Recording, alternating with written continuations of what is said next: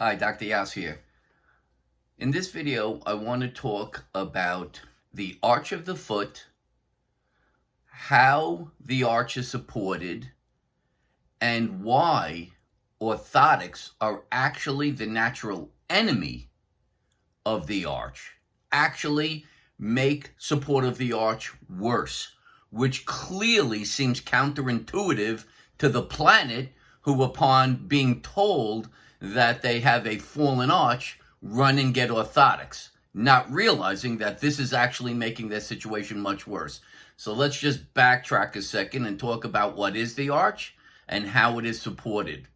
So when we look at the foot, we see that the inside portion of the underside of the foot is off the ground and presents as an arch. The balls of the feet, the outer portion of the midfoot, and the heel are all touching the floor. Just so you can understand, there's a reason the foot was designed this way with this arch built into it, and that is because as you put your foot, the balls of the foot on the floor to push down on, to propel you forward to then take your next step, it acts as a spring and loads the back of the foot to be propelled forward. So there is actually a purpose to having an arch. The purpose of the arch, again, is to act as a mechanism to propel the foot and your body weight forward as you've pushed down on the balls of the feet and are beginning to create your next step. So that's why you have an arch. How is the arch supported? The arch is supported by two muscles called the anterior and posterior tibialis muscles, and they run. One runs on the front of the shin, then wraps around to the inside of the foot, and then runs towards the slightly in front of the inside ankle bone and runs under the arch to the underside of the foot. Then the other is the posterior tibialis, which runs along the inside portion of the shin behind the inside ankle bone, runs under the arch and attaches to the bones that make up the arch. So we have two muscles that support the arch. And if you imagine that they're running along the shin, you could imagine that if they were to contract from the stable side, being the side that connects to the shin, as they contract, they actually pull up. They're creating an upward force. They create an upward force, which acts like a hook on the underside of the foot and pulls the arch up. Now, when we look at the way you would weight bear, normally what we're looking for is that if you were standing on that foot, you should be weight bearing through the first ball of the foot and the fifth ball of the foot equally.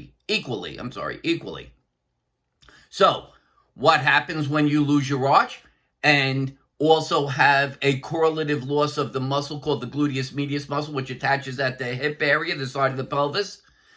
You lose the ability to keep your weight, your center of gravity, over the midline of the foot. So it ends up shifting to the inside of the foot more, which then stresses the arch. What you would see is that instead of weight bearing like this, if this is the first ball of the foot, you're going to kind of see this happening. You're going to feel yourself falling towards the inside of the foot. And instead of weight bearing through all five balls of the feet evenly, you're weight bearing through the first ball of the foot evenly. That means that the weight of your body, instead of being diffuse amongst five balls, is now diffused amongst the first ball. And so there's an excess load on the inside of the foot where the arch exists. So what happens? The anterior and posterior tibialis muscles have to overwork. They strain because it's a force that they weren't designed to take. And in straining, they lose the ability to support the arch, and you have a fallen arch. So when people talk about having a fallen arch as if it relates to the structure, the bones that make up the arch, that's just foolishness. That is just the structure that the muscles attach to, which then apply force upward to create the arch.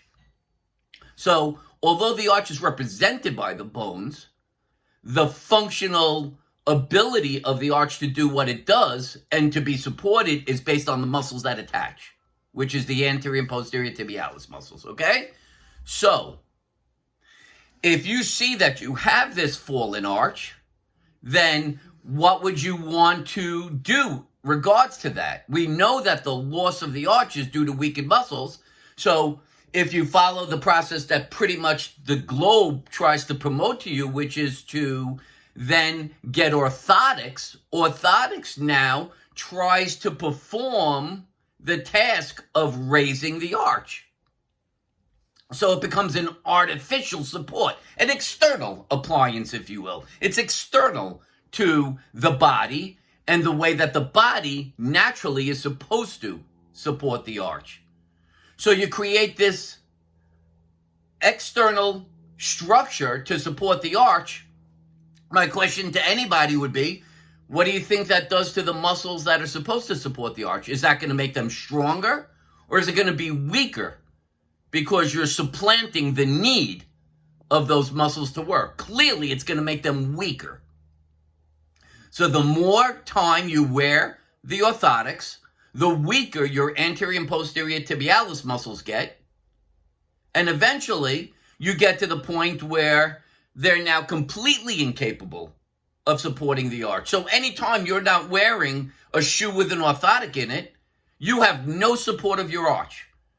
And this can actually get to an extreme situation, and in very, very rare cases, I have actually seen the foot collapse to the point where that inside ankle bone is almost touching the floor. For most people, they would be now confused, thinking to themselves, oh, I did the right thing. I went and I got the orthotics. Why is this continuing to happen? They're not recognizing the fact that the orthotic is actually feeding in to the loss of support of the arch. You are actually making things worse by wearing that orthotic. There's only one solution to supporting the arch, and that is strengthening the muscles responsible for supporting the arch. And again, let's reinforce, it is not only the anterior and posterior tibialis muscles, the muscles that actually attach to the underside of the foot and actually do the work in supporting arch, but also the gluteus medius muscle at the hip, which helps pull the knee over when weight bearing on that leg, and make sure that your weight bearing runs through the midline of the foot, not the inside of the foot. This is critical to understand. If you ever want to discuss your arch and recognize that there is no simple way of returning its support, that you cannot use an external appliance to do so, and that the only way to do that is to strengthen the primary muscles responsible, the anterior, posterior tibialis muscles and the gluteus medius muscle, you will forever have a flattened arch and suffer the consequences that come with inappropriately weight bearing through the inside of the foot, not through the midline of the foot. All right? So as long as we understand that it is muscle that supports the arch, that the bones themselves are not responsible for supporting themselves, which is foolhardy. You could never think that bones have an ability to support themselves.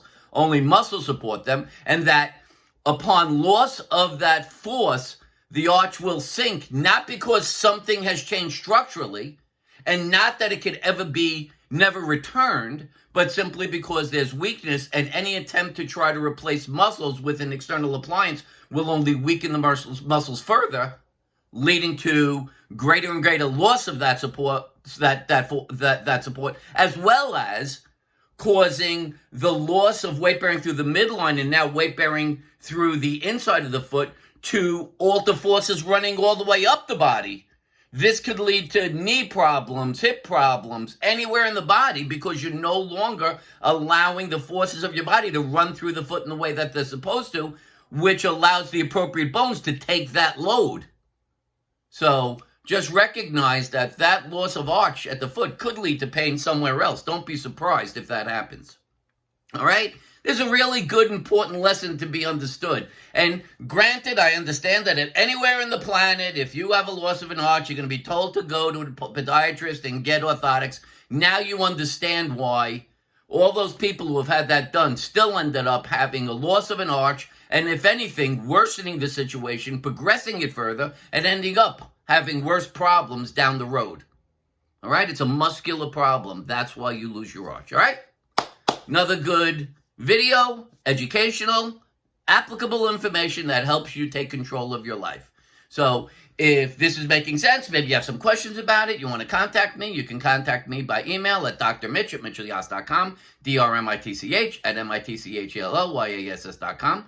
If you would like me to help you understand what's going on with yourself, maybe having some symptoms, you want to confirm what's causing it and resolve the cause, you could make a Zoom or Skype session with me, again, through my email, drmitch@mitchellyass.com, drmitch@mitchellyass.com.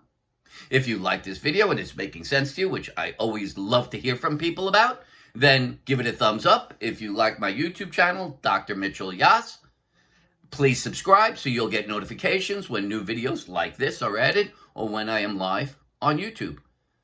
I hope you're loving these videos. I hope this one really hits home. This is a real common thing that people have to deal with. By the way, one last quick point, bunions. All those people having bunions and bunionectomies, one after another. Ladies and gentlemen, you can stop the cycle by strengthening your glute med, your anterior and posterior tibialis muscles, and allowing you to weight bear through the midline of the foot, so you weight bear through all 5 balls of the feet equally instead of on the first. You'll stop your bunion from happening. Just a little extra bit of information to add on to this video. All right? For now, Dr. Mitchell Yass, wishing you a pain-free, fully functional life. Bye-bye for now.